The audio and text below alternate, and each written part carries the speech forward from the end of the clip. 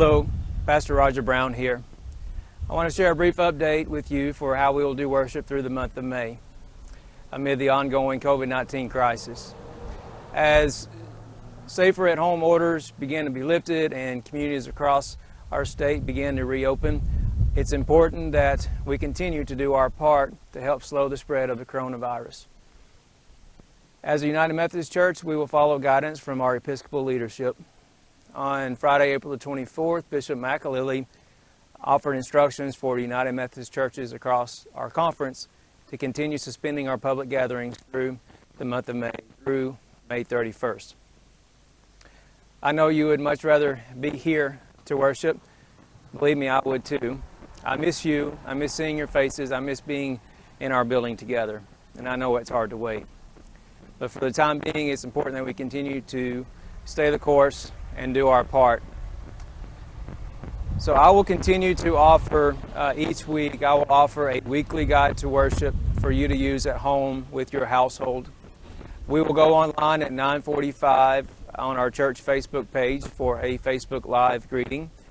In an effort to extend that greeting to include a more full worship experience, we will follow the complete guide to worship together.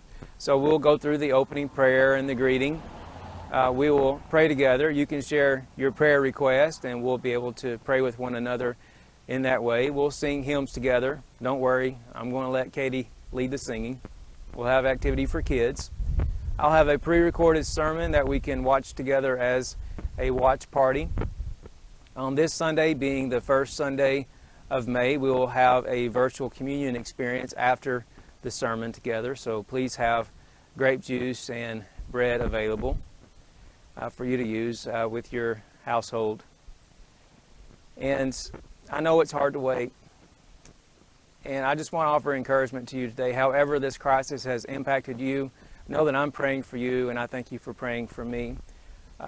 We are not hiding in our homes out of fear. We are acting on faith by doing this. It is an act of faith to suspend our gatherings. It's uncomfortable, it's inconvenient, it's disruptive. But we are acting in faith.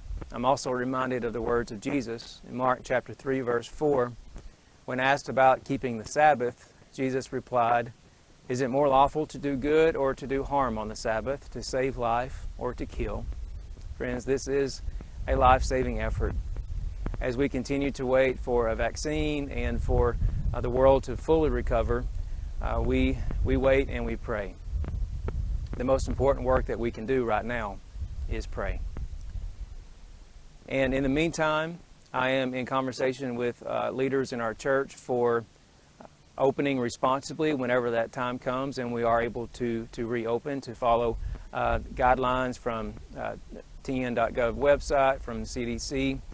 We have already ordered commercial hand sanitizer, a cordless hands-free sanitizing station, and face masks. So those things are on the way so that when we are able to reopen, we'll be prepared.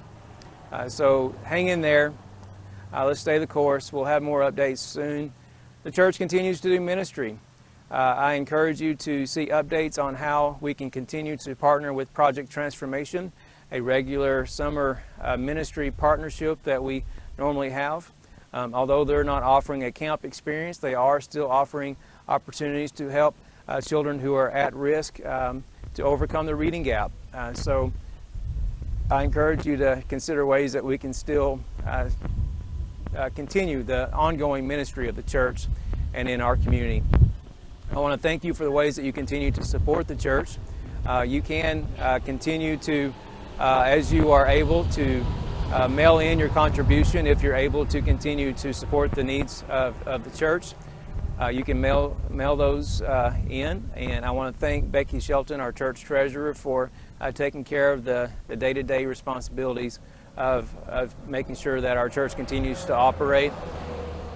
If you have been financially impacted by this crisis, I want you to please know to prioritize the needs of your family and during this crisis, and we know that you'll be able to resume your giving when you are able.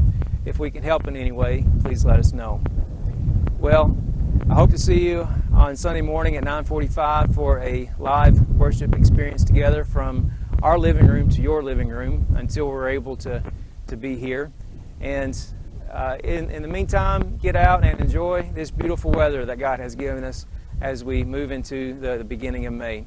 Have a wonderful weekend. God bless. See you Sunday morning, 9:45.